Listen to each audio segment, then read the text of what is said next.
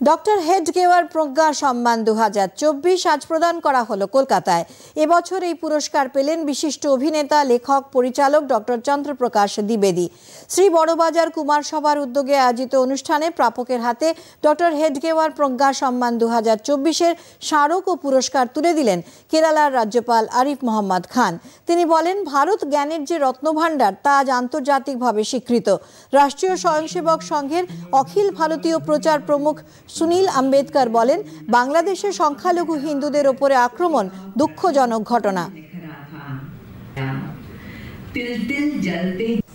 हदीस कहते हैं कि जो प्रॉफिट साहब ने बातचीत करते में जो बातें कही हैं और जिसका रिकॉर्ड लोगों ने रख लिया और उसको सुरक्षित रखा, उन्होंने कहा, बल्कि आपने सुना भी हो, अजीदू रिहल इल्मी मिन बिलादिल हिंद, कभी भारत नहीं आए, मदीने में बैठ के कहा कि मैं भारत भूमि से ज्ञान की शीतल हवा के झोंके आते हुए महसूस कर रहा हूं।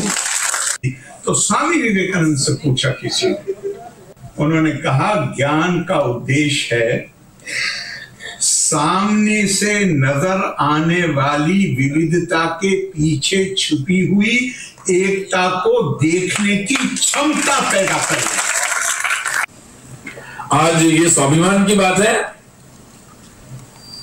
कि निश्चित रूप से हम सबको दुख है कि बांग्लादेश में जिस तरह से घटनाएं हुई है और जिस तरह से हिंदुओं पर और बाकी अल्पसंख्यकों पर जिस तरह से अत्याचार हुए, बहुत दुखद है। लेकिन उसमें बहुत महत्वपूर्ण सुखद पक्ष है कि इस बार वहां के सारे हिंदू चुपचाप नहीं रहे, जहां जैसी भी परिस्थिति हो, जितनी भी उनकी शक्ति हो, उसके साथ खड़े हुए हैं। और मुझे लगता है ये बहुत अभिनंदनीय है, हम सबके लिए बहुत गर्व की बात है और सीखने की बात है। পুরস্কার প্রাপক চন্দ্রপ্রকাশ দ্বিবেদী বলেন, ডক্টর হেডগেওয়ারের নামে এই পুরস্কার তার কাছে সর্বোচ্চ পুরস্কার। जब मुझे ये सूचना मिली कि मुझे ये पुरस्कार दिया जा रहा है तो मैं बहुत प्रसन्न हुआ। पुरस्कार इसके पहले भी बहुत मिले हैं, राष्ट्रीय स्तर के, अंतर्राष्ट्रीय स्तर के, लेकिन डॉक्टर हेडगेवार प्रज्ञा सम्मान मेरे लिए किसी भी सम्मान से बड़ा सम्मान इसलिए था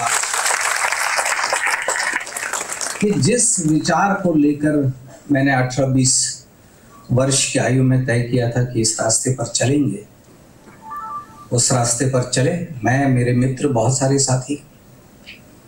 और एक दिन ऐसा आया कि उस कार्य के लिए मुझे ये प्रज्ञा सम्मान दिया जा रहा है।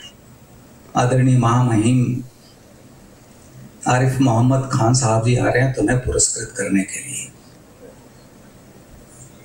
तो मैं और प्रसन्न हुआ, ये सच कह रहा हूं मैं। इसलिए प्रसन्न हुआ कि एक अच्छा और श्रेष्ठ पुरस्कार एक योग्य और श्रेष्ठ व्यक्ति के हाथों मिले, ये बड़ा दुर्लभ है।